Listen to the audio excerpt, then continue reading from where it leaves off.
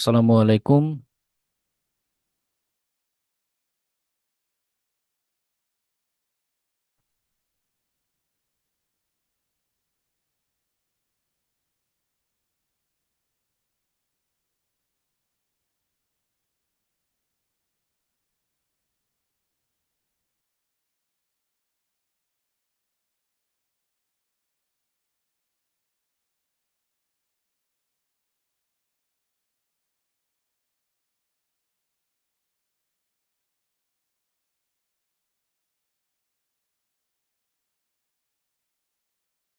আসসালামু আলাইকুম।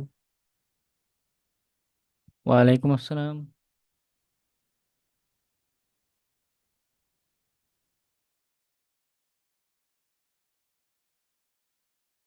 আসসালামু আলাইকুম স্যার।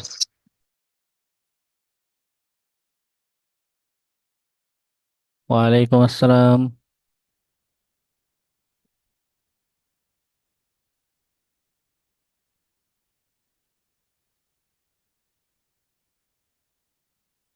আচ্ছা, যারা আছেন একটু অ্যাটেন্ডেন্সটা দিয়ে ফেলুন, খুব বেশি নেই আপনারা। সিক্স। নাম্বার 6।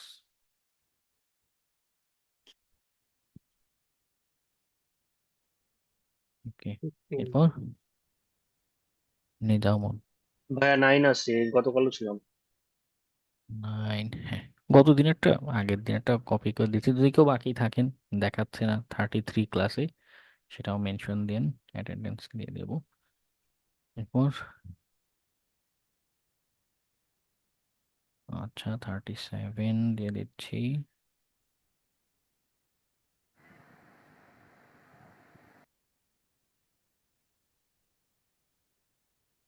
37।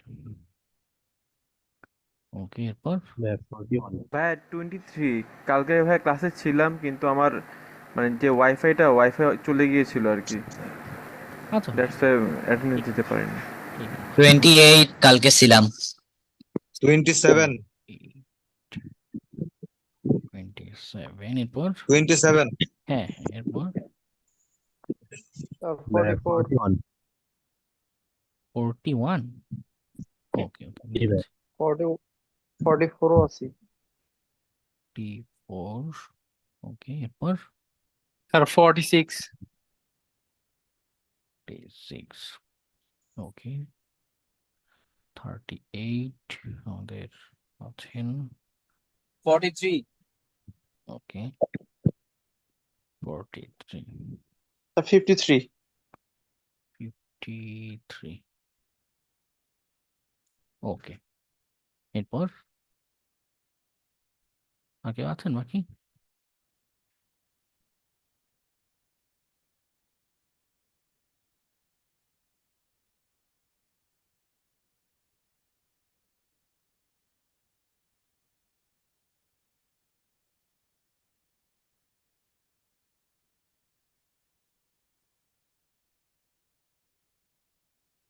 ওকে, গতদিন মেকআপ ক্লাস হয়েছিল, এখনো হয়তো খুব বেশি সময় আপনারা পাননি বাসায় প্র্যাকটিসে, তারপরও এসকিউএল ম্যাপ বা এগুলো ট্রাই করে যদি কারো কোনো কোশ্চেন থেকে থাকে শেয়ার করতে পারেন। আমরা আজকের ক্লাসে আরেকটা উইকনেস নিয়ে জানবো। File upload. আজকে কত নাম্বার ক্লাস? 34। আচ্ছা, এরপরে WordPress malware removal, report writing. আর 3টা ক্লাস মতো হবে। অ্যাকচুয়ালি 36টা ক্লাস হওয়ার কথা। একটা হচ্ছে আপনাদের ওই কি বলে রিভিউ ক্লাস থাকে, আমার পুরো কোর্স শেষে, এক্সাম শেষে যদি কারো কোনো প্রবলেম থাকে ডিসকাশনের জন্য। তো যেহেতু একটা আছে, আমরা ওটাকে ইউটিলাইজ করতে পারি। এক্সাম কবে আমাদের? এক্সামের আগে একটা ব্রেক দিব। এই সপ্তাহের ভিতরে 3টা ক্লাস হয়ে যাবে আশা করি। 35, আমার 36। আমার আমার 17, 18, 19 একটা কনফারেন্স ছিল তো। 17, 18, 19। আচ্ছা। উম, আজকে তো 5 তারিখ, দেরি আছে। তো সেই সপ্তাহে, পরের সপ্তাহে না। উম,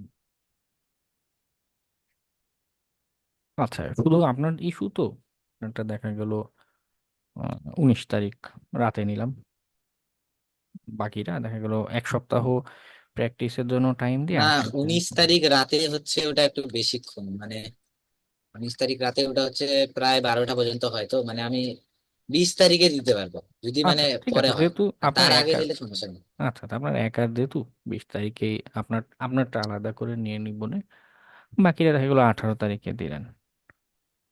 ওকে, মাঝখানে পূজার বন্ধ আছে, প্র্যাকটিসে একটা সময় হবে। এবং যদিও ইশিখনের নিয়ম হচ্ছে একদম পুরো টোটাল সিলেবাস মানে যত 30টা ক্লাসে সবগুলো মিলিয়ে এক্সাম নেয়ার, এটা আপনাদের জন্য কষ্ট হয়ে যাবে। এর জন্য ওয়েব হ্যাকিং এর যে ক্লাস, সম্ভবত 27 বা 28 নম্বর ক্লাস থেকে শুরু করেছিলাম, ওয়েবের এনুমারেশন, অ্যাসেসমেন্ট, না এখানেই তো আছে, না 28 নম্বর ক্লাস থেকে বাগ হান্টিং এর যে আলোচনাগুলো, ঠিক আছে, এগুলো নিয়ে হচ্ছে আপনাদের ওয়েব হ্যাকিং এর এক্সামটা হবে। ওটাও সিস্টেম হ্যাকিং এর মতো, এমসিকিউ পার্ট থাকবে প্লাস প্র্যাকটিক্যাল পার্ট থাকবে। বাগ খুঁজে বাগগুলোর স্ক্রিনশট, যেমন গতদিন এসকিউএল ইনজেকশন যখন দেখাচ্ছিলাম, ওটার স্ক্রিনশট কোন পার্টটা নেবেন, ওই যে আমরা যে ইউআরএল এ এসকিউএল ইনজেক্ট করলাম, আউটপুটে ডাটাবেস বা ভার্সন তথ্য যেটা দেখাচ্ছে, এই অংশটার স্ক্রিনশট, এটা কি আমার প্রুফ যে আমি এসকিউএল ইনজেক্ট করতে পারছি, ম্যালিশিয়াস ইনজেকশন ঘটাতে পারছি। এরকম স্ক্রিনশট নিয়ে নিয়ে আপনাদের হচ্ছে এক্সামে সাবমিট করতে হবে। ওকে, সিস্টেম অ্যাক্সেসে তো একটা স্ক্রিনশটে হয়ে গিয়েছিল, যে সিস্টেমের অ্যাক্সেস পাচ্ছি, মেটাসপ্লয়েটে রিভার্স কানেকশন আসছে, ওটাই। ওয়েব হ্যাকিংয়ে দেখা যায় যে মাল্টিপল উইকনেস থাকতে পারে, রিয়েল একটা টার্গেট দিব, মানে ওখানে ট্রাই হ্যাকমি ভিপিএন টিপিএন এগুলোর দরকার পড়বে না। হ্যাঁ, রিয়েল একটা সাইট দিব টেস্টিং এর জন্য। ওকে, তো মাল্টিপল উইকনেস থাকতে পারে, এক একটা উইকনেসের জন্য এক একটা স্ক্রিনশট নিয়ে দেন সাবমিট করবেন। আর এমসিকিউ পার্ট তো আছেই। ওকে, তো খুব মোস্ট প্রবাবলি 18 তারিখের দিকে টাইম দিতে পারি, এক সপ্তাহ প্র্যাকটিসের জন্য দিয়ে। ওকে, স্যার পরীক্ষাটা মানে কয়টা থেকে শুরু হবে? শুক্রবার তো রাতের দিকে নেই নাকি, সন্ধ্যা বা রাত থেকে স্টার্ট দিই, 8টা 7টা এরকম টাইমে।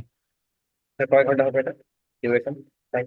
সাধারণত আগের ব্যাচগুলোতে 4 ঘন্টা মতো ছিল, 3-4 ঘন্টা অ্যারাউন্ড। স্যার 21 রোলটা প্রেজেন্ট দিয়ে দিবেন। বুঝিনি। 21 স্যার, রোলটা প্রেজেন্ট দিয়ে দিবেন। ও আচ্ছা আচ্ছা, 21। ওকে, আচ্ছা আমরা আলোচনায় যাই। ফাইল আপলোড, আজকে আরেকটা বাগ নিয়ে আমরা আলোচনা করব।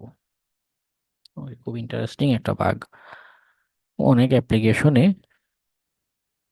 ওকে, 47 এসেছেন, 47, ডান। স্যার গতকাল কি সেটা আমাদের এক্সট্রা ক্লাস ছিল? এক্সট্রা না, মেকআপ ক্লাস বলে। একসময় আমি শব্দটা ভুল জানতাম, এক্সট্রা বলতে বোঝাচ্ছে যে এই টোটাল ক্লাসের বাইরে গিয়ে ক্লাস নেওয়া, ওটা তো আমাদের ক্যাপাসিটি নেই।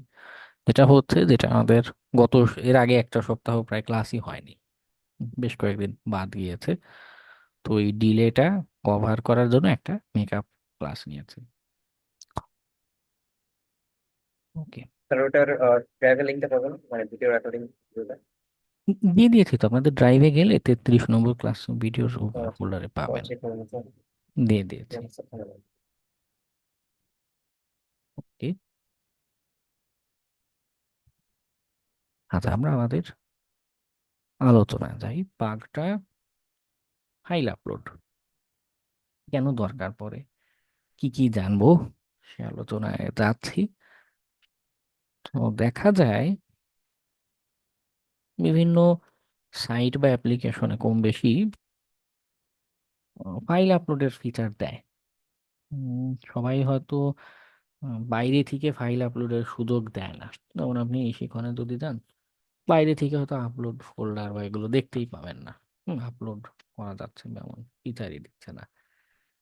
কিন্তু অনেক জায়গায় আছে অ্যাকাউন্ট ক্রিয়েট করার সময় বা প্রোফাইল আপডেট করার সময়, হ্যাঁ, প্রোফাইল আপডেট, অ্যাকাউন্ট ক্রিয়েট, মনে করুন আপনি নগদে বা বিকাশ অ্যাপসে যদি অ্যাকাউন্ট খুলতে চান, বাইরে থেকে তো ফাইল আপলোডের অপশন নাই, কিন্তু যখন অ্যাকাউন্ট ক্রিয়েট করতে যাচ্ছি তখন আমাদের এনআইডির ছবি টবি আপলোড দেওয়া লাগে না? এনআইডির ছবি দিতে হয়। তারপরে মনে করুন আমাদের প্রোফাইলে কোনো কিছু চেঞ্জ করছি, আমার আগে একটা নাম ছিল, নতুন নাম দিচ্ছি, নতুন সার্টিফিকেট আপলোড করছি, এরকম বিভিন্ন ফাংশনালিটিতে দেখা যায় যে ফাইল আপলোডের একটা সুযোগ থাকে, সম্ভাবনা থাকে। তো যার কারণে ফাইল আপলোডটা একটা গুরুত্বপূর্ণ অ্যাটাক হতে পারে। আমি আমার রিয়েল লাইফে টেস্ট করতে গিয়ে প্রায় জায়গাতেই এই একটা সুযোগ অপশন দেখেছি, যে তারা তাদের অ্যাপ্লিকেশনে, তাদের বিজনেসে, সব বিজনেসই কম বেশি কি হয়, ক্লায়েন্ট সেন্ট্রিক হয়। যারা ইউজার আছে, আমাদের মতো সাধারণ মানুষ আছে, তারা তাদের কোনো একটা সার্ভিস নিচ্ছে, তাদের অ্যাপ্লিকেশন ব্যবহার করছে, হ্যাঁ, অফিসে না আসে অনলাইনের মাধ্যমে কিছু একটা করে ফেলছে, পেয়ে যাচ্ছে। তো কম বেশি ফাইল আপলোড অনেকেরই দরকার পড়ে বা পড়তে পারে। তো এই জায়গাটাতে আমরা নর্মাল ফাইল আপলোডের জায়গায় ম্যালিশিয়াস ফাইল দিয়ে দিতে পারি। ম্যালিশিয়াস ফাইল যদি দিয়ে দেই, এখানে ইম্প্যাক্টের একটা বিষয় বলি। ইম্প্যাক্ট কি কি হতে পারে ম্যালিশিয়াস ফাইল যদি কোথাও দিয়ে দিই? আমাদের RCE, রিমোট কোড এক্সিকিউশন, সেই যে সিস্টেম হ্যাকিং এর কনসেপ্টে খেয়াল আছে, আমরা কি করতাম, এটা এক্সপ্লয়েট দিয়ে একটা এক্সপ্লয়েট কোড রান করলাম, সে সরাসরি রিভার্স কানেকশন নিয়ে চলে আসতে হবে, তাই না? তো এই ফাইল আপলোড দিয়ে, ফাইল আপলোডেও কিন্তু আমরা এক্সপ্লয়েট আপলোড করে দিতে পারি যদি সুযোগ পাই। সেটা যদি করি, রিমোট কোড এক্সিকিউশনের ঘটনা ঘটতে পারে।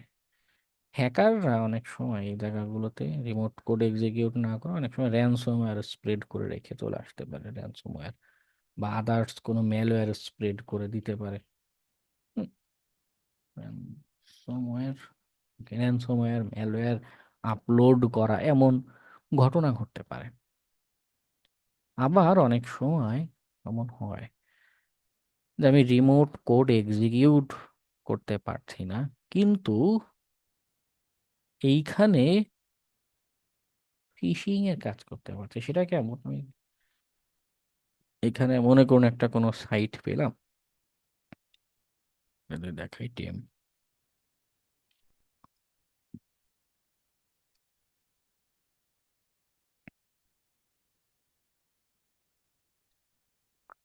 এটা যদিও টেম্পোরারি ফাইল শেয়ারের একটা প্ল্যাটফর্ম, তারপরও বোঝানোর সুবিধার্থে যদি এমন হয়, মনে করুন আমার ফাইল আপলোডের একটা সুযোগ দিচ্ছে, এখানে আপ টু 2 GB আমাকে আপলোড করতে দিবে। কোনো কোনো সাইট আছে স্পেসিফিক করে দেয় যে ছবি আপলোড করা যাবে। ছবির বদলে অ্যাপ্লিকেশনকে বোকা বানিয়ে, প্রোগ্রামিংকে বোকা বানিয়ে আমি যদি এইখানে একটা HTML ফাইল আপলোড করে দিতে পারি। আমরা এর আগে প্রোগ্রামিং এ সেই বেসিক অংশে দেখেছি, HTML ফাইল আপলোড দিলে আমি যদি সেটা ভিজিট করি, নর্মাল HTML ফাইল, মনে করুন অ্যাড্রেস দেখাবে এরকমই, যে http://xyz.com/upload/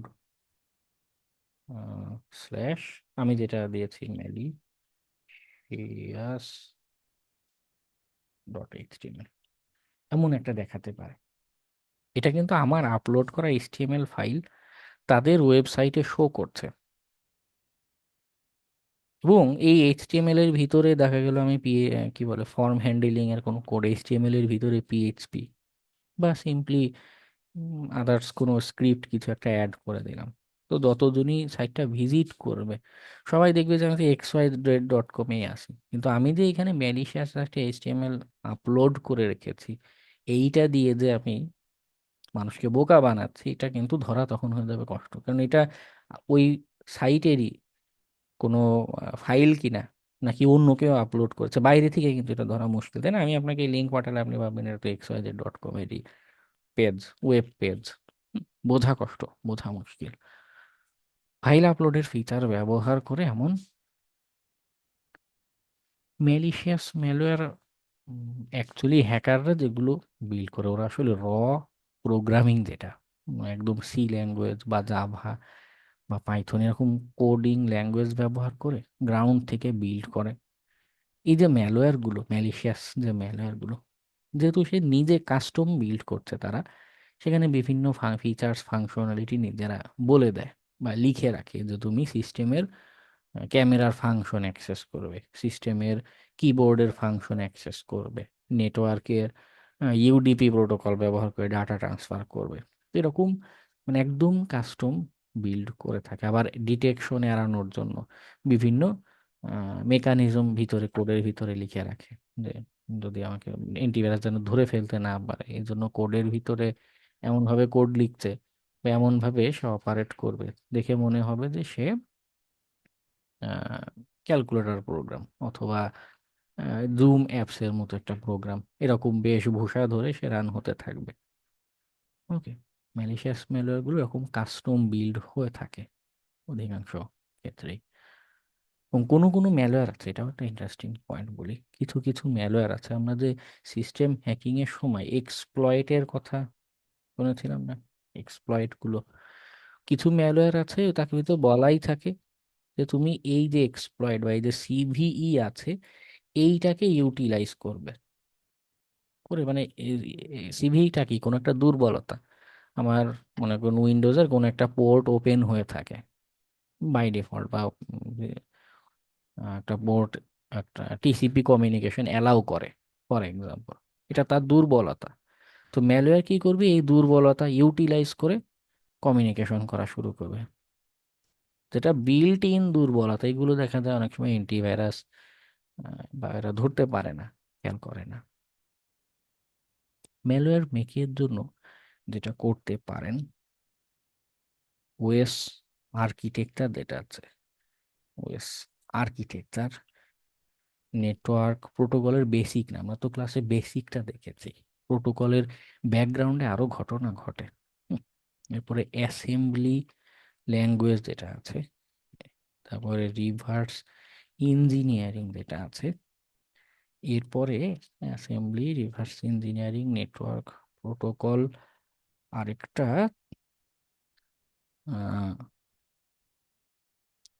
ওএস বা কি বলে লো লেভেল প্রোগ্রামিং ল্যাঙ্গুয়েজ যেরকম আছে, সি, সি ব্যবহার করতে পারেন।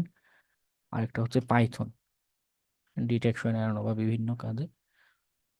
মোটামুটি কয়েকটা জিনিস জানলে তখন ম্যালওয়্যার ডেভেলপমেন্টের দিকে শেখা শুরু করতে পারবে। মানে এগুলো হচ্ছে প্রি রিকুইজিট। এই বিষয়গুলো ভালো মতো না বুঝলে দেখা যায় যে, কারণ যেরকম আমাদের যেটা বিশেষায়িত ম্যালওয়্যার তৈরি করা উদ্দেশ্য, যেমন ম্যালওয়্যার যে একটা ডিটেকশন এরে অ্যান্টিভাইরাস বাইপাস করে রান করতে পারবে, ব্যাকগ্রাউন্ডে থেকে লুকায় লুকায় রান করবে, এরকম অ্যাডভান্সড একটা কিছু করতে গেলে এই সবগুলো কনসেপ্ট ঘুরে ফিরে চলে আসবে। ওকে, আরো কিছু জানা লাগতে পারে, এটা আমার অভিজ্ঞতা থেকে এতগুলো বলা। ডেভেলপ করতে গেলে আরো কিছু কনসেপ্ট ধরতে পারে। হ্যাঁ, অটোমেটিক ম্যালওয়্যার বিল্ডার আপনাদের ক্লাসেও দেখিয়েছিলাম, প্যাট্র্যাট, এটা যথেষ্ট ভালো করতে পারে। এরকম আরো কিছু আছে আমাদের মেটাস্প্লয়েটের যে মিটার কি জানি এমএসএফ ভেনম, সেই কাজ করে দিতে পারে।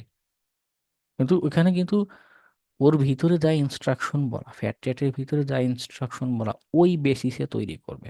আপনার যদি কাস্টম কোনোটা বিল্ড করার উদ্দেশ্য থাকে, যেমন না আমার শুধুই মনে করুন কিবোর্ডের তথ্য ক্যাপচার করবে, ক্যাচ করা উদ্দেশ্য, সেগুলো ফ্যাট র্যাটের অটোমেটিক বিল্ডার যেগুলো মেকার দ্বারা, এরা হয়তো সেই ফিচার নাও দিতে পারে বা এ কম বেশি করতে পারে।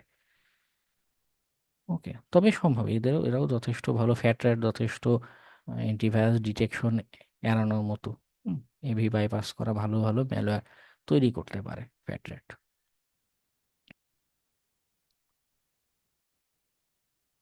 ওকে,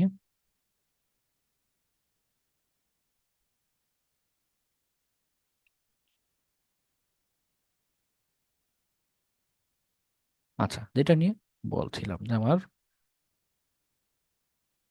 কি কি ইম্প্যাক্ট হতে পারে, ফিশিং এর কাজ হতে পারে। আবার আমরা এর আগে শুরুর দিকে ডসের কনসেপ্ট পড়েছিলাম না? ফাইল আপলোডেরও ডস হতে পারে। ফাইল আপলোড ডস, এমন অ্যাটাকও সম্ভব। এটা কনসেপ্টটা খুবই চমৎকার। সেটা হচ্ছে, মনে করুন আমার এখানে আপলোড লিমিট কত দেয়, 2 জিবি। এখানে সামহাও, এই টেকনিকটা বলছি একটু পরে, যে বাইপাসটা করা যায় কেমন করে। সামহাও বাইপাস করে 2 জিবির জায়গায় আমি যদি 100 জিবির একটা ফাইল আপলোড দেওয়া শুরু করি, ঘটনা কি ঘটবে? ওই সার্ভার ক্রমাগত আমার এই যে ফাইলটা পাঠাচ্ছি ওইটা ক্যাচ, কি বলে, রিসিভ করার জন্য ব্যস্ত হয়ে যাবে। এবং 100 জিবি নটে স্মল ডিল, যথেষ্ট বড় একটা ফাইল। তো এরকম সিনারিওতে দেখা যাবে সার্ভিস বা সার্ভারের ক্ষেত্রে এটা একটা ডস অ্যাটাক মতো তৈরি করে দেবে। ওকে, এরকম অ্যাটাকও সম্ভব। এবং এই অ্যাটাক করে বার্নটিও পেয়েছিল, রিপোর্ট করেছিলাম। ফাইল আপলোড ডস, এর আগে পাসওয়ার্ড অ্যাটাকে ক্লাসে বলেছিলাম না, একটা পাসওয়ার্ডের ডস হতে পারে। এই বিশাল লম্বা পাসওয়ার্ড দিলাম, এমন লম্বা পাসওয়ার্ড যে পাসওয়ার্ডের সাইজের কারণে ডস অ্যাটাক হয়ে গেল। ওকে, আচ্ছা। তো আমরা এগুলোতে যাব, ইম্প্যাক্ট গুলো দেখবো, বুঝবো। স্যার, একটা কোশ্চেন ছিল। হ্যাঁ, বলো। স্যার, পাসওয়ার্ড অ্যাটাকটা কি আসলেই কাজ করে? কারণ ওখানে তো অনেক মিলিয়ন মিলিয়ন পাসওয়ার্ড থাকে, অনেক টাইম কনজিউমিং একটা প্রসেস। তো এই প্রসেসটা তো ফাস্ট করার কোনো ওয়ে আমি খুঁজে পাই নাই। তো এটা আদৌ কিভাবে কাজ করে এবং কিভাবে এটা ফাস্ট করা যায় আর কি, কোনো ওয়ে আছে কি? না, ফাস্ট করার ওয়ে আমাদের কাছে নেই। পাসওয়ার্ড অ্যাটাকটাকে এর জন্য অনেকটা কি বলা চলে, পাসওয়ার্ড অ্যাটাক একটু লাস্ট মেডিসিন হিসেবে আমি যখন কাজ করতে যাই, টেস্টিং এর কাজ, তখন পাসওয়ার্ড অ্যাটাক আগেই করি না, ওকে রাখি লাস্ট মেডিসিন হিসেবে। কারণ এখানে আনসার্টেনিটির বিষয় আছে। আমি কত বড় লিস্ট দিচ্ছি এটা একটা ডিপেন্ড করে। যে পাসওয়ার্ড লিস্ট দিয়ে অ্যাটাক দিলাম, ওই লিস্টে দেখা গেল আমার যে টার্গেট, তার ব্যবহৃত কোনো পাসওয়ার্ড সেখানে নেই। তো পুরো টাইমটা ওয়েস্ট হয়ে যেতে পারে। আনসার্টিন, আমরা জানি না, বাইরে থেকে দেখার কোনো ওয়ে নেই, বাইরে থেকে বোঝার কোনো ওয়ে নেই। তো এটা হচ্ছে লাস্ট মেডিসিন। যখন দেখা যাচ্ছে আমি এক্সপ্লয়েটের চেষ্টা করলাম, মিসকনফিগারেশনের চেষ্টা করলাম, সোশ্যাল ইঞ্জিনিয়ারিং এর চেষ্টা করলাম, কোনোটাতেই অ্যাক্সেস পাচ্ছি না, কোনোভাবেই অ্যাক্সেস পাচ্ছি না। সাপোজ এমন একটা সিনারি হলো, তখন লাস্ট মেডিসিন হিসেবে পাসওয়ার্ড অ্যাটাকের চেষ্টা, যা দেখা যাক যদি লেগে যায়। ওকে, তবে কিছু কিছু সিনারিওতে দেখা যায় পাসওয়ার্ড অ্যাটাকটা কাজে লেগে গেছে। অনেক প্রতিষ্ঠান আছে, অনেক মানুষ আছে যারা কমপ্লেক্স পাসওয়ার্ড বা এটা ব্যবহার করে না, বা আসলে করা ডিফিকাল্ট। এতগুলো পাসওয়ার্ড, আমার নিজেরই এতগুলো জিমেইল অ্যাকাউন্ট, হ্যাঁ, নিজের পাসওয়ার্ড নিজেই মনে রাখা কষ্ট হয়ে যায়। এন্টারপ্রাইজ বা বিগ জায়গায় সবাই কমপ্লেক্স পাসওয়ার্ড ব্যবহার করে না, না থাকতে পারে।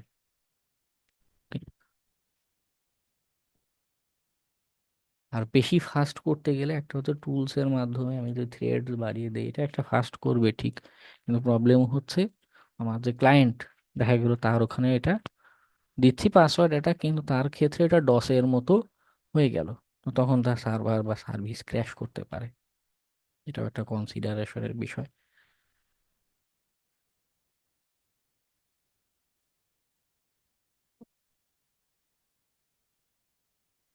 ওকে, তো আমরা ফাইল আপলোডের টেকনিক নিয়ে একটা দেখবো, ফাইল আপলোড ডেমো। এরপর বাইপাসের টেকনিক নিয়ে দেখবো। এরপর সোর্স কোড দেখবো, একটু কেমন কোড হয় বা হতে পারে, একটু যতখানি আইডিয়া বোঝা যায়। ওকে, এই কনসেপ্ট গুলোতে যাব। তো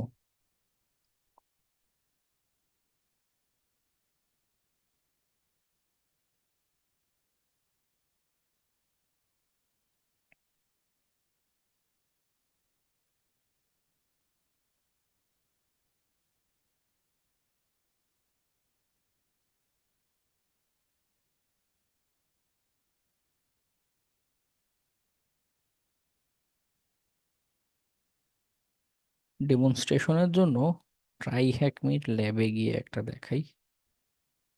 আমি লগ ইন করে স্ক্রিন শেয়ার দিচ্ছি।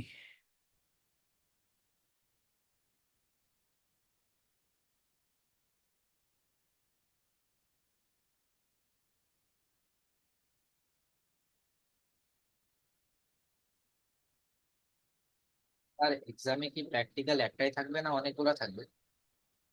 আই ডোন্ট নো, এক্সাম তো এক্সামই, তার কথা কি আগে বলা যায় যে কি থাকবে এক্সামে?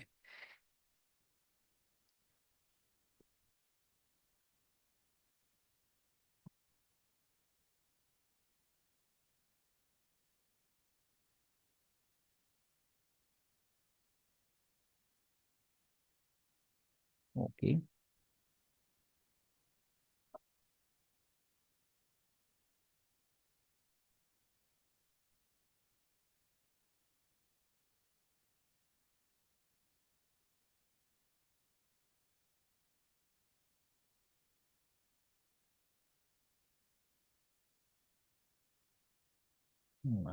আপলোডের জন্য ডেডিকেটেড একটা রুম আছে কিন্তু প্রিমিয়াম, ফ্রিতে এটা অ্যাভেলেবল নেই।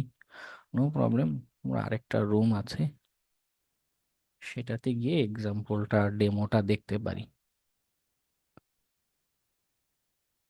ওকে, স্টার্ট মেশিন আসতে থাকুক, আমি ভিপিএন কানেকশনটা করে ফেলি।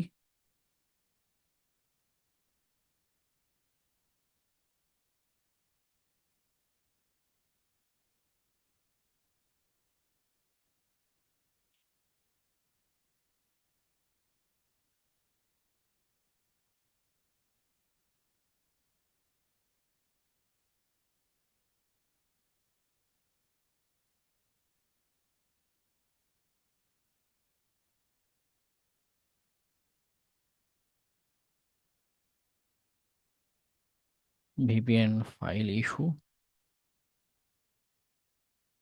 ভিপিএন ফাইল ইস্যু হলে আমরা ফাইলটা রিজেনারেট করে পুনরায় ডাউনলোড করতে পারি।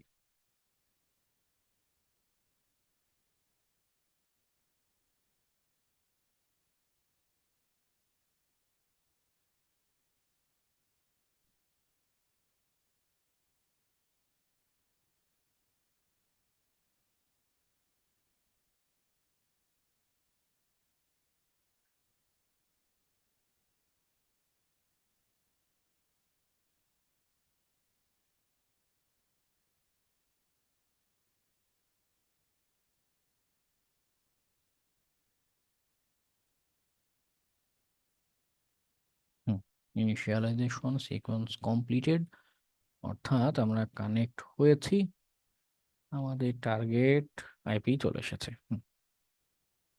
তো টার্গেটটাকে ওপেন করব আমরা বার্ব সুইট দিয়ে, কারণ কি তাতে করে যেটা হবে যে ব্যাকগ্রাউন্ডে কি হচ্ছে এটা আমরা খুব ভালো করে বুঝতে পারবো, এবং কনসেপ্টটা বুঝে দেন আমরা বাইপাস যেটা আছে, সেকেন্ড যে টপিক, সেটা অ্যাপ্লাই করতে পারবো যে কিভাবে ফিল্টার বাইপাস করা যেতে পারে। বার্ব সুইটে ব্রাউজারে যাই, মাঝে মধ্যে পোর্ট আর প্রোটোকল স্পেসিফাই করে দেয়া ভালো, নাহলে কি হয় অনেক সময় ব্রাউজারগুলো এইচটিটিপিএস ধরে কাজ করা শুরু করে, তখন প্রবলেম। এটার ইউজার নেম অ্যাডমিন, পাসওয়ার্ড হচ্ছে পাসওয়ার্ড। ডিভিডাব্লিউ অ্যাপ্লিকেশনটা সুবিধা কি, এইখানে এবার এইখানে বাম পাশে বেশ কতগুলো ক্যাটাগরিতে বেশ কয়েকটা উইকনেস দেয়া রয়েছে, কিন্তু একসময় ডিভিডাব্লিউ তে এক্সাম্পল দেখাতাম, তো শিক্ষার্থীদের যেটা হয় কনফিউজড হয়ে যায়, কারণ রিয়েল লাইফে যে অ্যাপ্লিকেশন তার কিন্তু এভাবে বলা থাকবে না যে আমার এই পেজে এক্সএসএস ইনজেকশন আছে, এই পেজে এসকিউএল ইনজেকশন আছে, টোটাল আনসার্টেন, জাস্ট একটা অ্যাপ্লিকেশন দেখতে পাচ্ছি, কি উইকনেস আছে আমরা জানি না। হুম, এমন একটা এই জন্য ডিভিডাব্লিউ এর সব এক্সাম্পল দেখাই না এখন। তো ফাইল আপলোডের পেজ গেলে রিয়েল লাইফে আমরা কি দেখব? আমরা দেখব এতটুকু, কোনো একটা টার্গেট ওয়েব অ্যাপ্লিকেশনের গিয়েছি, কোনো একটা পেজ বা ফাংশনালিটি ব্রাউজ করছি, সেইখানে আমাকে ফাইল আপলোডের একটা অপশন দেখাচ্ছে। ওকে, আমরা রিয়েল লাইফে গেলে এই পার্টটুকু দেখতে পাবো কোনো একটা অ্যাপ্লিকেশনের পেজে। ওকে, এইখানে আমরা ফাইল আপলোড করে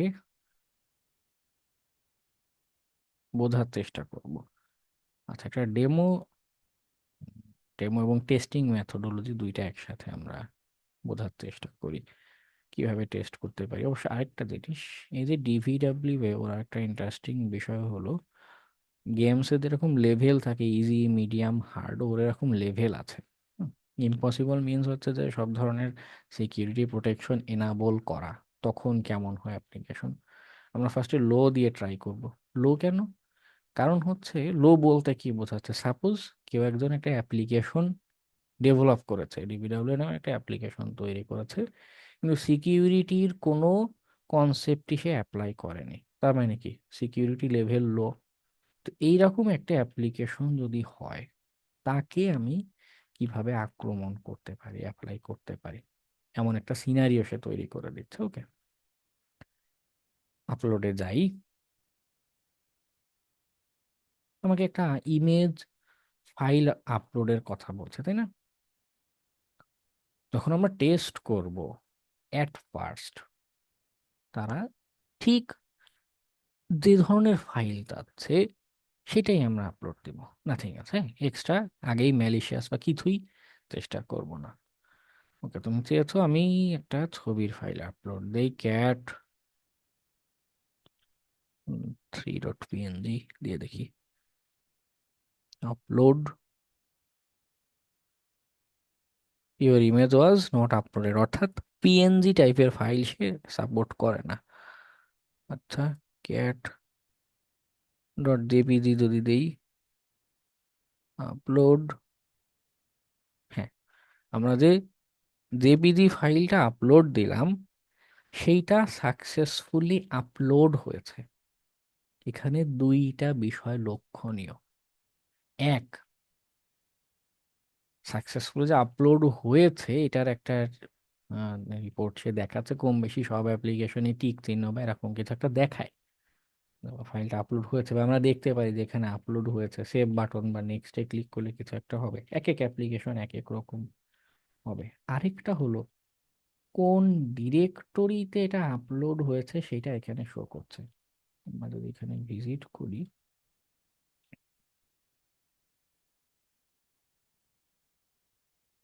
এখানে ছবিটা শো করতেছে, ওই ডিরেক্টরিতে আমার এই ছবিটা আপলোড হয়েছে, ক্যাট ডট জেপিজি শো করছে সেখানে।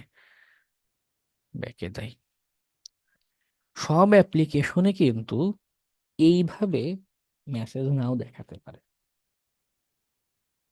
কিন্তু আমাদের এটা জানা দরকার যে কোন ডিরেক্টরিতে আমাদের এই ছবির ফাইলটা আপলোড হচ্ছে।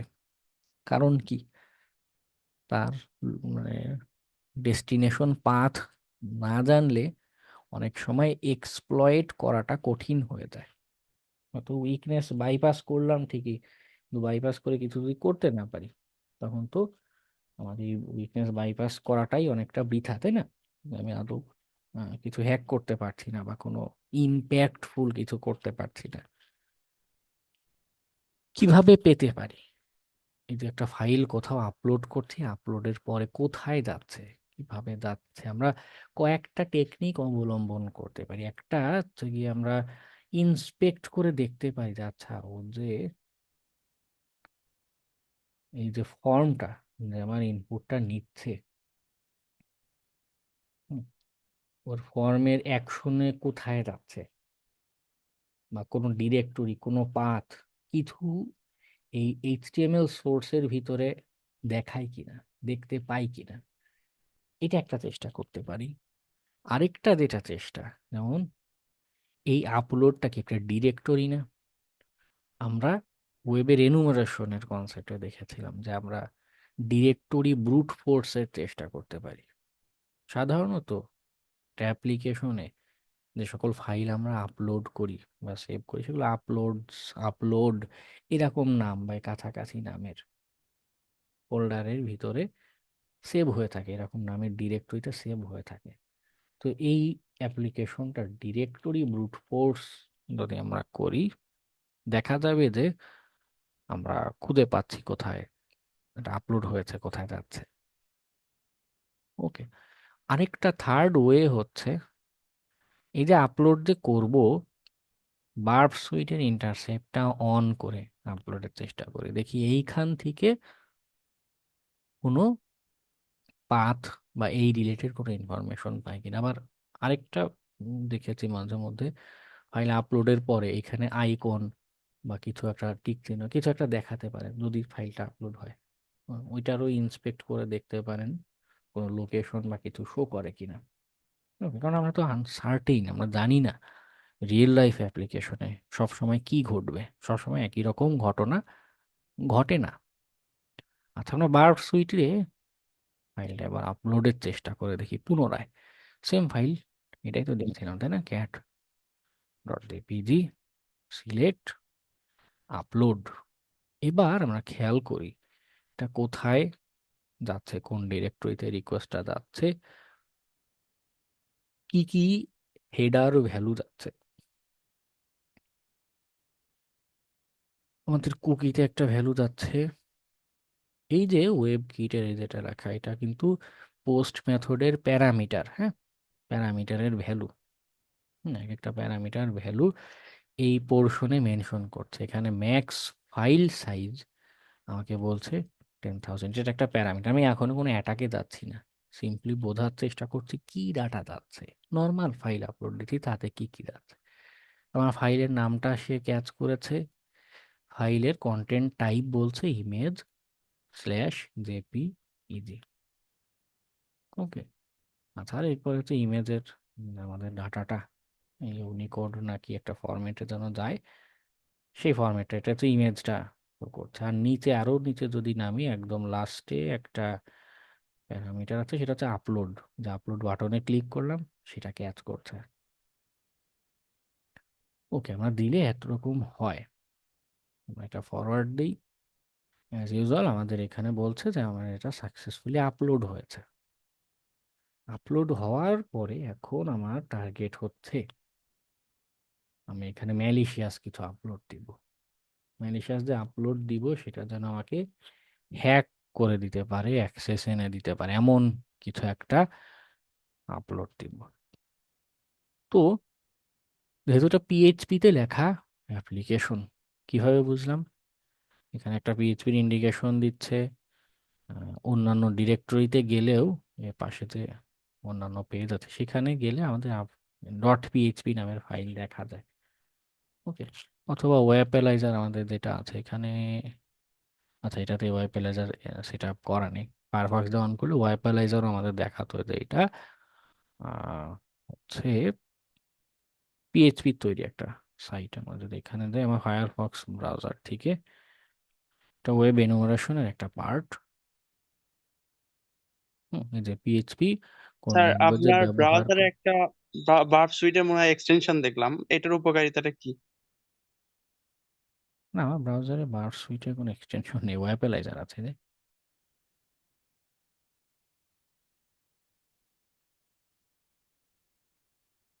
না, এটা হচ্ছে বার সুইট যেটা আমাদের, ওর বিল্ট ইন ব্রাউজার, তো এইখানে যেন মানে প্রক্সির কাজটা করতে পারে, এটা হচ্ছে ওই এক্সটেনশনটা। ওকে, এটা হচ্ছে বার সুইটে বিল্ট ইন ব্রাউজার। যাই হোক, পিএইচপির সাইট, তো আমরা পিএইচপির রিভার্স শেল খুঁজে দেখতে পাই। রিভার্স শেল পিএইচপির কোনো রিভার্স শেল পাই কিনা। তো পিএইচপির অনেকেই বিভিন্ন রকম রিভার্স শেল লিখে থাকে। পেন টেস্ট মাঙ্কির এটা খুব স্ট্রং, শক্তিশালী একটা রিভার্স শেল। ওকে,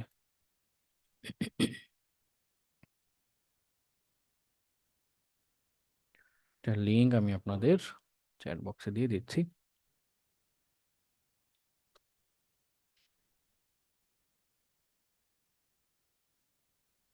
আচ্ছা, ডাউনলোড বা কপি কিছু একটা করতে পারেন। আমার এখানে অলরেডি একবার ডাউনলোড করা আছে, আমি এটা অন যদি করি, মানে এটাকে একটু মডিফাই করতে হয়। মডিফাই এর এই যে এইখানে দুইটা লাইন আইপি আর পোর্ট, এই দুইটাকে একটু পাল্টে দিতে হবে, এখানে কমেন্টও করা, এই দুইটাকে চেঞ্জ করতে হবে। ওকে, এইখানে যে আইপি, আইপি দিব আমাদের ট্রাই হ্যাকমির নেটওয়ার্কে যে আইপি আছে সেটা। ওকে, কানেকশনের জন্য, এবং আমার কম্পিউটারের কোন পোর্ট ব্যবহার করে কানেকশনটা ঢুকবে, যেহেতু রিভার্স শেল, আমি বলে দিলাম যে 9090 পোর্ট দিয়ে কানেকশন, অথবা 5050, 5050 দিয়ে কানেকশনটা যেন কম্পিউটারে ঢুকে। জাস্ট এতটুকু পাল্টালেই এনাফ, সে যথেষ্ট স্টেবল, আর কিছু পাল্টানোর দরকার পড়ে না। এই যে পিএইচপি রিভার্স শেল, এবার এইটা আমরা আপলোড দিব। তো file, desktop, reverse shell, upload, বাফ সুইট আমার অন আছে, আপলোড, আমার এটা ধরা পড়ছে এখানে। তবে এইখানে একটা খেয়াল করুন, কন্টেন্ট টাইপ সে এবার ধরে বেরোচ্ছে আমার একটা অ্যাপ্লিকেশন স্ল্যাশ এক্সপিএস, এটা ইমেজ ফাইল না, এটা এখানে ধরতে পারছে। ধরতে পারলেই কি কোনো ফিল্টার কি আছে, উই ডোন্ট নো, ট্রাই করে দেখি আছে কিনা। ফরওয়ার্ড দেই, দেখাচ্ছে যে হ্যাঁ, আমাদের রিভার্স শেল ডট পিএইচপি যেটা, এটা সাকসেসফুলি আপলোড হয়ে গিয়েছে। ওকে, তো এই যে ডট পিএইচপি ফাইল, এটাকে তখন রান করতে হবে, এক্সিকিউট করতে হবে। এক্সিকিউট করতে গেলে আমাদের যেটা দরকার, এই যে একটু আগে বলছিলাম যে কোথায় আপলোড হচ্ছে এটা বের করা দরকার। কেন, এই ফাইলটাকে যদি এক্সিকিউট করতে দেই, এই ফাইল বরাবর আমাদের রিকোয়েস্ট পাঠাতে হবে। এইখানে যদি দেই রিভার্সাল ডট পিএইচপি, এখানে এন্টার প্রেস করলে এটা কিন্তু আপলোড হয়েছে ওদের সার্ভারে, ওয়েব অ্যাপ্লিকেশনের সার্ভারে আপলোড হয়েছে। আমি যখনই এইখানে এই ডট পিএইচপিতে রিকোয়েস্ট পাঠাবো, ওদের সার্ভারের ভিতরে এই পিএইচপি প্রোগ্রামটা রান হবে, ওর ভিতরে যা যা ইনস্ট্রাকশন লেখা আছে তখন সেটা এক্সিকিউট হয়ে যাবে। ওইটা লেখা আছে আমার কম্পিউটারের জন্য কানেকশন নিয়ে আসে। তো আমার কম্পিউটারের পোর্ট এনাবল করা দরকার, অ্যাক্টিভ করা দরকার। এই কাজে আমরা মেটাসপ্লয়েট ব্যবহার করতে পারি। মেটাসপ্লয়েটের মাল্টি স্ল্যাশ হ্যান্ডেলার নামে একটা মডিউল আছে, সেটা ব্যবহার করতে পারি। আবার শর্টকাট একটা টুলস আছে নেটক্যাট, এটাকে ব্যবহার করতে পারি। ভিএনপি 5050 লিখে দিলাম, আমার কম্পিউটার কি করছে, 5050 পোর্টে যে কোনো কানেকশন আসলে সেটা ধরার জন্য প্রস্তুত হয়ে বসে আছে।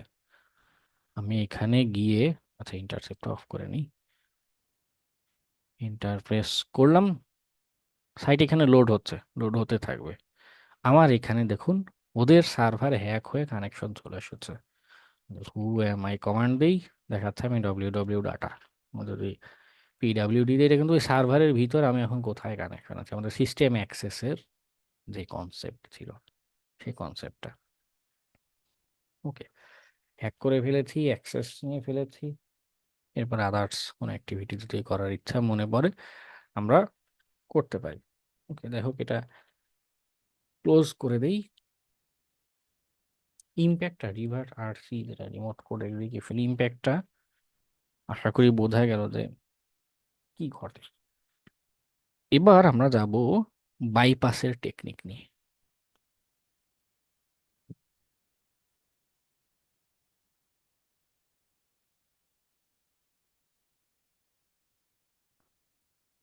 আমরা একটু লেভেল আপগ্রেড করে আসি, আমাদের সিকিউরিটি লেভেল কই গেল, ডিবিডব্লিউএস সিকিউরিটি।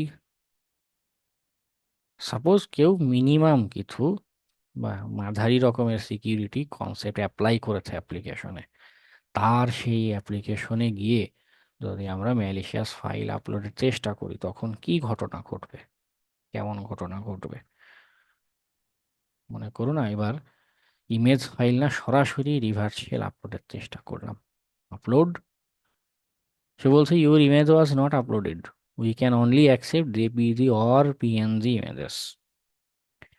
এইবার আমাদের এটা আপলোড হয়নি, অর্থাৎ তারা কিছু একটা ফিল্টার করছে, কিছু একটা চেকিং এর কাজ করছে, তার কারণে শুধু ছবির ফাইল না হলে আমাদের এটা নিচ্ছে না।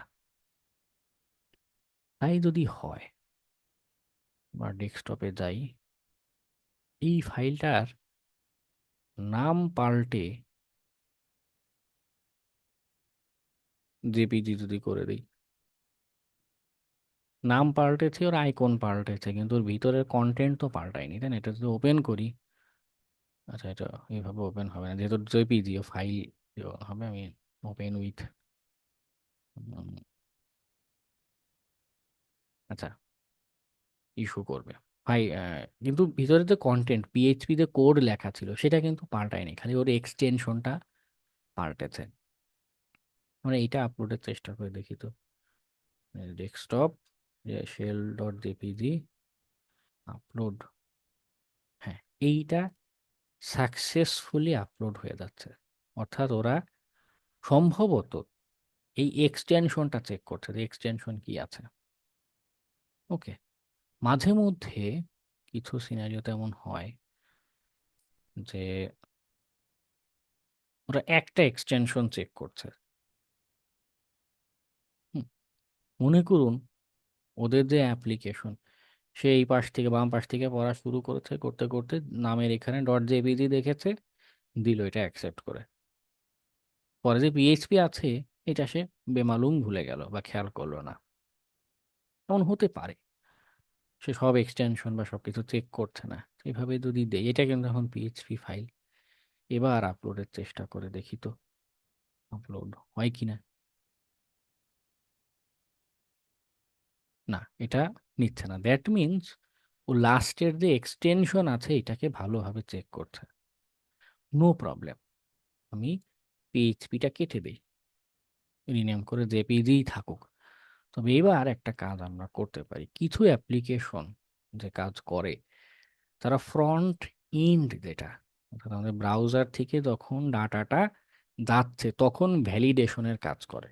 অর্থাৎ এই প্রান্তে চেক করছে, ওই পাশে সার্ভারে যখন আমার ফাইলটা পৌঁছাচ্ছে, সার্ভারের কাছে যাচ্ছে, সার্ভারের ওই পিছনে ব্যাকগ্রাউন্ডে যে পিএইচপি কোড আছে সেইখানে হয়তো আর কোনো ফিল্টারাইজেশন বা চেকিং এর কাজ হচ্ছে না, বা নাও হতে পারে, আমরা জানি না। আনসার্টিন কি হচ্ছে, উই ডোন্ট নো, কিন্তু গেস করতে পারি যে আচ্ছা যদি এমন হয়, আমরা এক কাজ করি, এই যে জেপিজি এইভাবে রেখেই আপলোড দিব। তবে এবার ইন্টারসেপ্ট অন করে আপলোডে ক্লিক করলাম। ক্লিক করার সাথে সাথে কি হলো, আমার এই ফাইলটার যে রিকোয়েস্ট, এটা আমার ব্রাউজার পাস পাস করে ফেলেছে। আমরা আগে দেখেছি এই ফাইলটা নেয়, ডট জেপিজি ফাইলটা নেয়, ব্রাউজার পাস করে ফেলেছে। ব্রাউজার থেকে সার্ভার অভিমুখে যাত্রা শুরু করেছে। এই যে ব্রাউজার থেকে সার্ভারে যাচ্ছিল, যাওয়ার মাঝপথে আমি বার্ড সুইটকে ক্যাচ করেছি। ব্রাউজারের যদি কোনো চেকিং এর কাজ করা লাগতো সে অলরেডি সেটা করে ফেলেছে। ব্রাউজার অংশে অ্যাপ্লিকেশন যদি এই অংশে কোনো চেকিং এর কাজ করতো সে অলরেডি সেটা করে ফেলেছে। আমরা এর আগেও দেখেছি ডট জেপিজিটা নেয়, সাকসেসফুলি আপলোড হয়ে যায়, কোনো ইস্যু হয় না। হুম, তো সেই পার্টটুকু হয়ে গিয়েছে।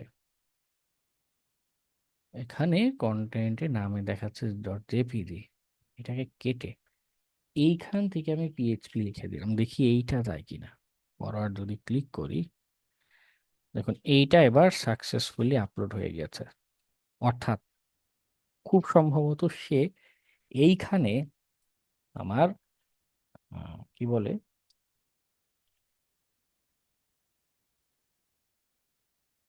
এক্সটেনশন যেটা চেক করছিল সেটা আমি বাইপাস করে ফেলতে পারলাম। Very good. আমরা এবং বাকি যে প্রসেস, আমরা এই ফাইলটাতে ভিজিট করব, যদি রিভার্স কানেকশনের উদ্দেশ্য থাকে ভিজিট করলাম, বা এইচটিএমএল ফাইল যদি হয়। এইচটিএমএল ফাইলটার ক্ষেত্রে কেমন হতে পারে, মনে একটা লিখলাম, এর document empty file hello dot HTML, এখানে বলে দিলাম এইচটিএমএল,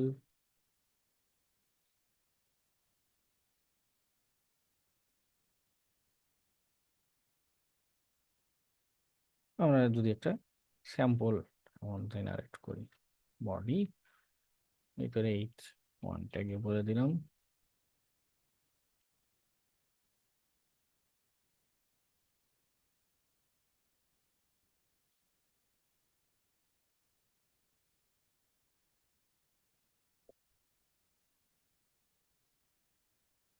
ইউ আর হ্যাট। দেখি এটা আমাদের এক্সিকিউট হয় কিনা, এটা যায় কিনা। ওকে, এটা ফাইল সেভ অ্যাজ, আচ্ছা hello.html এ আছে, ভেরি গুড, hello.html এ আছে। আমি বার্ব সুইটটা অন করি, কারণ এখানে শুধু জেপিজি ফাইল সাপোর্ট করে, সেইখানে আমি এইচটিএমএল ফাইল দিচ্ছি না। এইচটিএমএল ফাইলটাকে আমাকে আগে রিনেম করে নিতে হবে, না হলে আপলোড করতে দেবে না জেপিজি। ওকে, hello.jpg থাকবে। তখন আপলোড করছি, ডেস্কটপে গিয়ে hello.jpg আপলোড করব। আপলোড, এখানে ধরা পড়লো এই জেপিজিটা কেটে এবার আমি এখানে করে দিলাম কি HTML ফরওয়ার্ড। ওকে, দেখাচ্ছে hello.html সাকসেসফুলি আপলোডেড। আমরা এইটাতে যদি ভিজিট করি,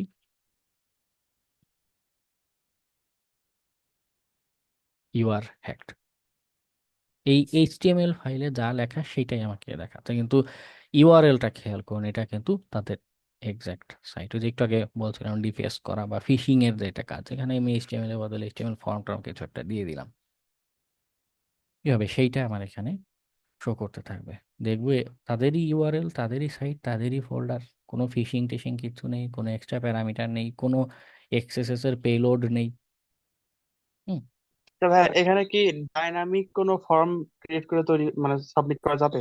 হ্যাঁ, আমি যদি এই যে এইচটিএমএল এর ভিতরে রিনেম করে নিই, ও আছে জেপিজি,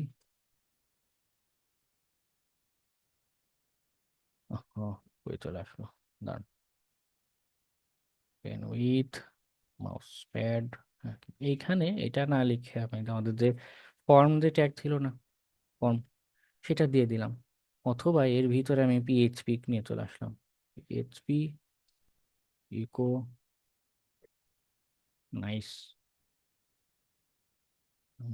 কি বলে H1। আচ্ছা, আমার কিবোর্ড একটু ইস্যু করছে মনে হয়।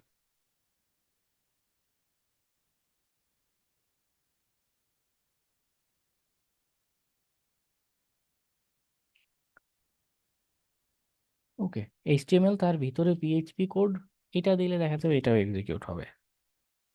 Rename HTML JPG, same procedure, ব্যাকে যাব, ফাইল আমাদের hello.jpg, ইন্টারসেপ্ট অন আছে, আপলোড, জেপিজি কেটে এইচটিএমএল করে দিলাম, সার্ভারে কি যাবে এইচটিএমএল ফাইল।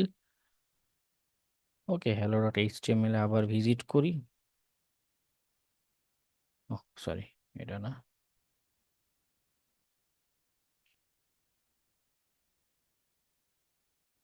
এই যে এখানে নাইস অংশটাও দেখাচ্ছে, ওখানে মেবি কিছু একটা এইচটিএমএল এর সিনট্যাক্স ভুল করেছে হয়তো, পিএইচপির অংশটা এক্সিকিউট তো হচ্ছে। এখানে যদি একটা পিএইচপি ফর্ম দেই তাহলে সেই ফর্মের ডেটাটা আমি রিসিভ করব কোথায়? এই পোস্ট রিকোয়েস্টটা আমি কোথায় গেট করব? ফর্মের অ্যাকশন যেটা, জি জি। ফর্মের অ্যাকশনটা আপনার নিজের কোনো সার্ভার, সেটা দিতে পারেন যে আমার হয়ে গেল ফর্মের যেই ভ্যালুটা যাবে, আপনার কোনো সার্ভার পাবলিক কোনো আইপি অ্যাড্রেস, যেটা কানে কি বলে ডাটা রিসিভ করার জন্য প্রস্তুত করে ওকে রেডি রাখলেন। মানুষ যখন সাইট ভিজিট করবে, তারা দেখছে যে এই সাইট ভিজিট করছে, এইখানে লগ ইন ফর্মে ডাটা দিবে, তো এই যে ইউজার নেম পাসওয়ার্ড, এটা জমা হবে আপনার লেখা যে আইপি অ্যাড্রেস, আপনার আইপি অ্যাড্রেসে লেখা আছে পিএইচপি কোড সেইখানে। ওকে, জি পাবলিক স্যার, আইপি অ্যাড্রেস যেটা। এই জিনিসটা খুব ভালো লাগলো আর কি, খুব পছন্দ হইলো জিনিসটা। Thank you. ওকে,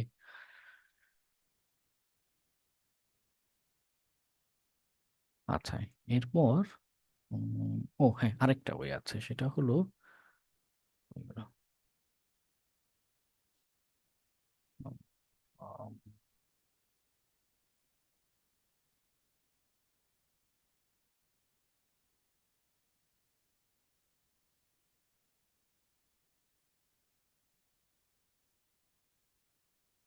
সিকিউরিটিটা আমরা যদি আরেকটু বাড়াই, আগে তো মিডিয়াম ছিল, সাপোজ এবার একটু হাই করে দিই, তা আরেকটু সিকিউরিটি যদি বাড়ে, সাপোজ কেউ আরো চেকিং এর কাজ করছে, ওই জায়গাতে কি হতে পারে? সিম্পল, আগের মতোই আমরা হ্যালো ডট এইচটিএমএল আপলোডের চেষ্টা করি। যথারীতি সে আমাকে বলে দিবে যে না, সম্ভব না, আমরা জেপিইজি অথবা পিএনজি ইমেজ সাপোর্ট করি।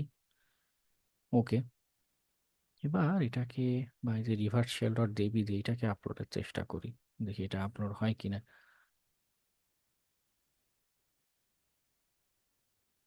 জেপিইজি যাচ্ছে। ওকে, এটাকে রিনেম করে জেপিইজি করে দিলাম।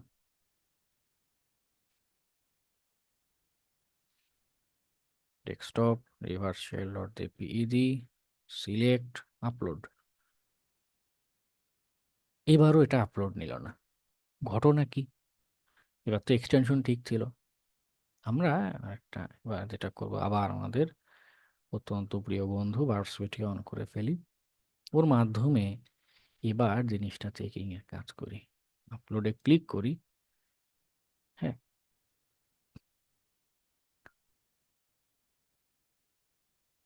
Extension PHP forward. ওকে, তারপরও আপলোড নিচ্ছে না কেন? কারণ কিছু কিছু ফিল্টারে এমন হতে পারে। আচ্ছা, এখানে আবার যাই, আমাদের হ্যালো ডট এইচটিএমএলটা দিয়ে যদি আপনারা দেই, এই যে এখানে কন্টেন্ট টাইপ যেটা আছে এইচটিএমএল এর ক্ষেত্রে, সে ধরে নিচ্ছে এটা টেক্সট স্ল্যাশ এইচটিএমএল, সে চেক করে ফেলছে। তো আমি এখানে জোর করে যদি বলে দিই ইমেজ স্ল্যাশ পিএনজি, আমি কন্টেন্ট টাইপটা জোর করে পিএনজি বা জেপিইজি বলে দিলাম, যে না তুমি এখানে দেখছো এটা এইচটিএমএল লেখা, কিন্তু বাস্তবে এটা কন্টেন্ট, ফোর্স করে বলে দিচ্ছি যে না এইটাই, এইটাই একমাত্র সত্য। হ্যাঁ, এবার যদি ফরওয়ার্ড করি,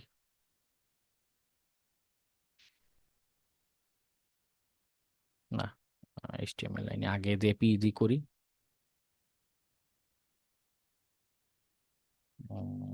জেপিইজি, রিনেম, চুজ ফাইল, আগের মতো জেপিইজি, আপলোড।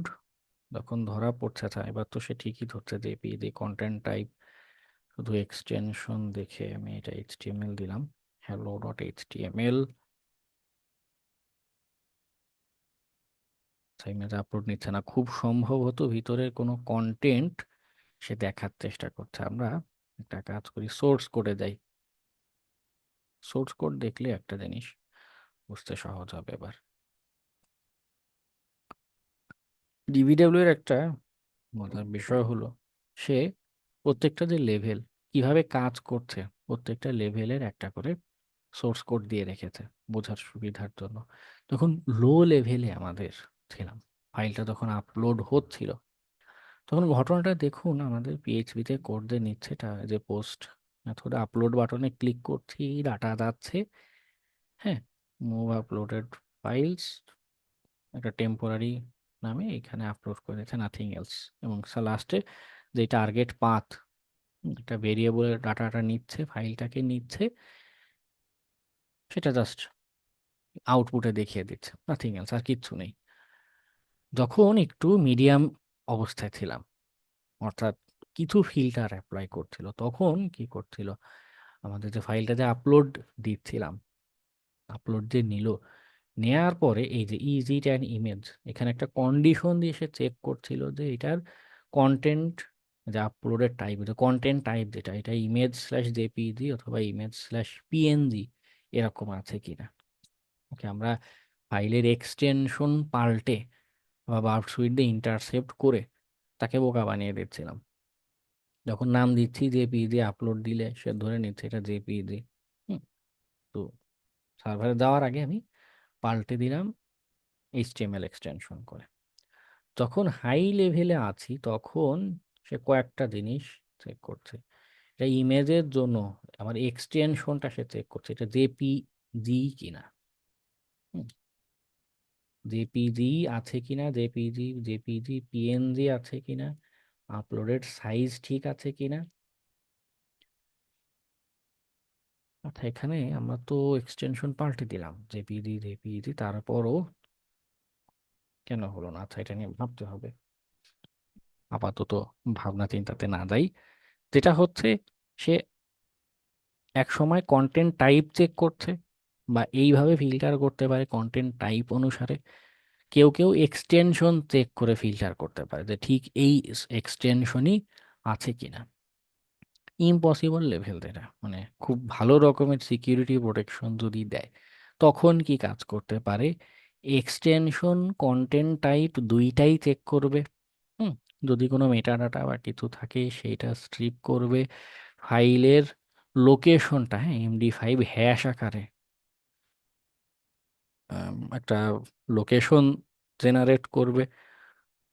উম, আমাদের আগে যেটা হচ্ছিল, এখানে যে আপলোড যেটা হচ্ছিল, যেই ডিরেক্টরি সরাসরি দেখতে পাচ্ছিলাম, কিন্তু সিকিউর অ্যাপ্লিকেশনে কি হবে, একটা টেম্পোরারি বা ভিন্ন কোনো, মানে আপলোড ফোল্ডার না, এটা ব্যতীত অন্য কোনো ফোল্ডারে জিনিসটা আপলোড করবে। ভিন্ন মানে আমরা যেই ফাইল দিচ্ছি, মনে করুন .html ফাইল, কি নাম দিলাম জানি, hello.html ফাইল। আমি আপলোড দিয়েছি hello.html ফাইল, সেই হ্যালো নামের এমডি5 হ্যাশ তৈরি করবে। সেই হ্যাশ তৈরি করে একটা অন্য রকম নাম বানিয়ে ফেলবে, যেন আমি ব্রুট ফোর্স করেও খুঁজে পেতে না পারি। এক্সটেনশন চেক করছে, কন্টেন্ট টাইপ চেক করছে, নাম পাল্টে ফেলছে, ভিন্ন একটা লোকেশনে নিয়ে অন্য আরেকটা টেম্পোরারি ডিরেক্টরিতে নিয়ে আমার ফাইলটা আপলোড করে রাখছে। হুম। এরকম মাল্টিপল টেকনিক অ্যাপ্লাইয়ের কারণে, মাল্টিপল টেকনিক অ্যাপ্লাইয়ের কারণে আমাদের এটাকে কি বলে, যে এটা বাইপাস করাটা খুব খুব ডিফিকাল্ট। হ্যাঁ। প্রায় সব সিকিউর মেকানিজমই এখানে ইমপ্লিমেন্ট করেছে, ইমপ্লিমেন্ট করবে। ওকে। আচ্ছা, ফাইল ডস যেটা, ওটা নিয়ে একটু যাই। ফাইল ডসের ক্ষেত্রে আমাদের যেটা হয় বা হতে পারে, যেমন আমাদের hello.jpg যেটা আপলোডের কথা, বা সুইটে যদি ইন্টারসেপ্ট করি,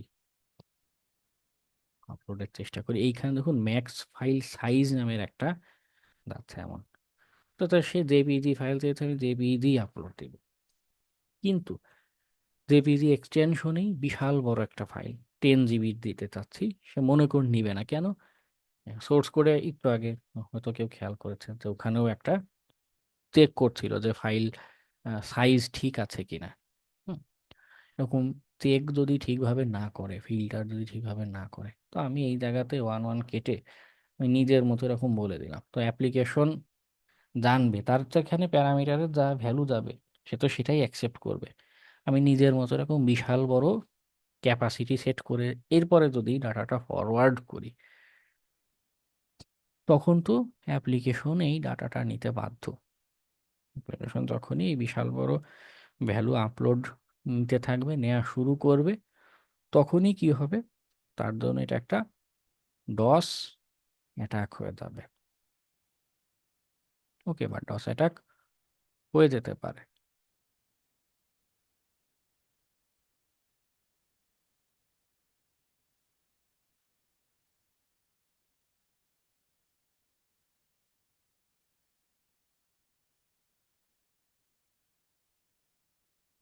ওকে,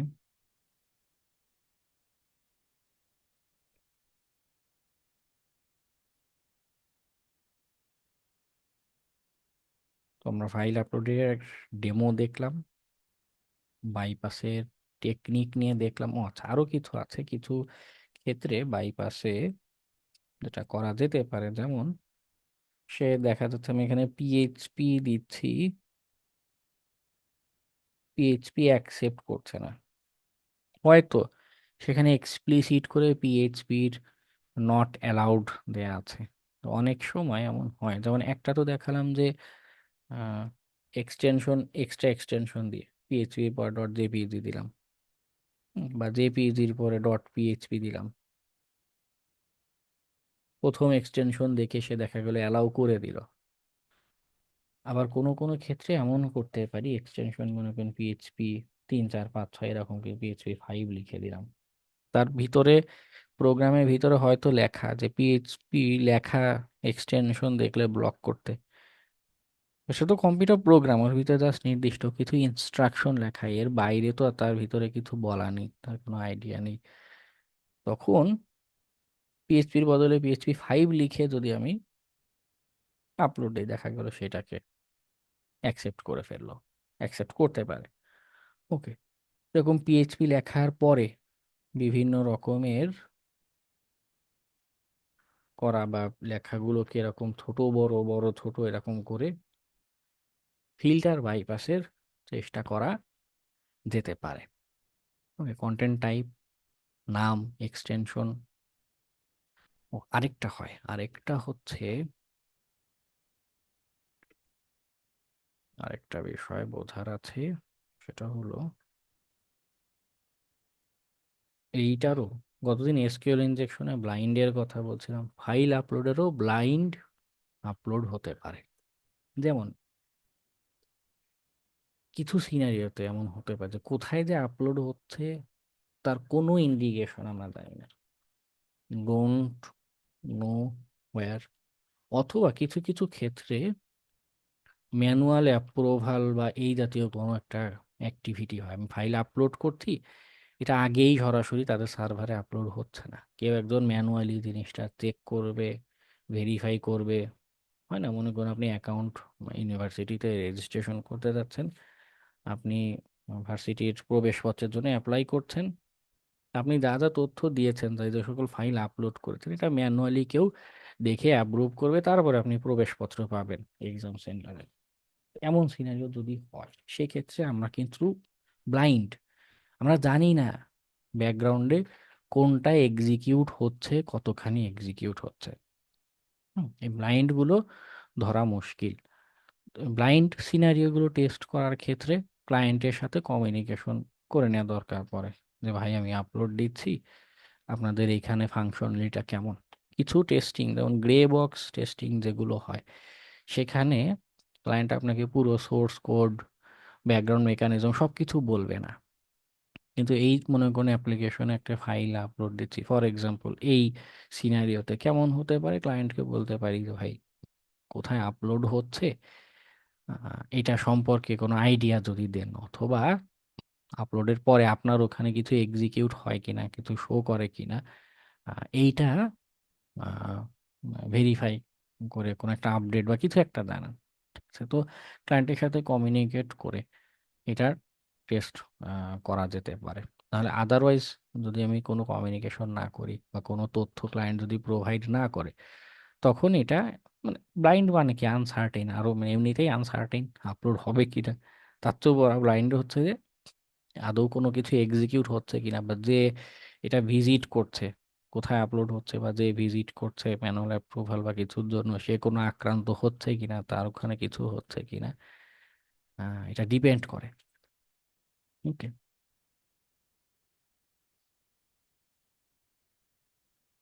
আচ্ছা, ব্লাইন্ড হতে পারে। আরেকটা কি পয়েন্ট জানো, ভুলে গেলাম বলতে গিয়েও।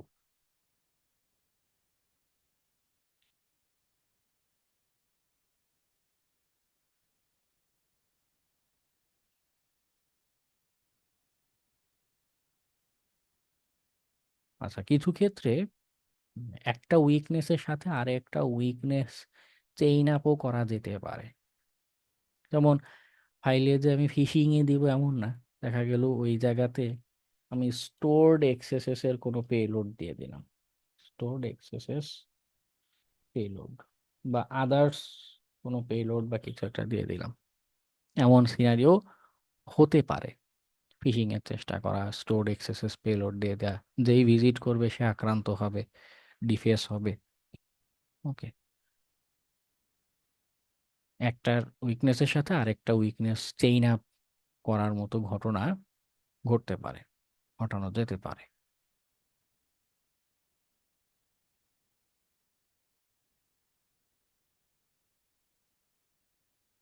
ওকে, আপাতত আমাদের এতটুকুই থাকুক।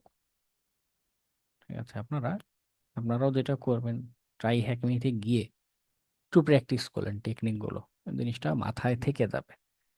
প্লাস এই প্রত্যেকদিন ক্লাসে যেই বাগগুলো বলছি, এই রিলেটেড বাগ বাউন্টি রিপোর্ট করতে পারেন। 42, ওকে 42। ভাই 11। 42 এতদিন ক্লাস করেননি, ঘটনা কি? ভাই 11। দিচ্ছি 11। স্যার আমি মাঝে কয়েকটা ক্লাসে ছিলাম স্যার, কিন্তু একটু সমস্যার জন্য প্রেজেন্ট দিতে পারিনি। আচ্ছা আচ্ছা ভাই গত ক্লাসে ছিলাম, একটু লেট জয়েন ছিলাম। আচ্ছা, ঠিক আছে, ওকে। আর কেউ আছেন পরে জয়েন করেছেন?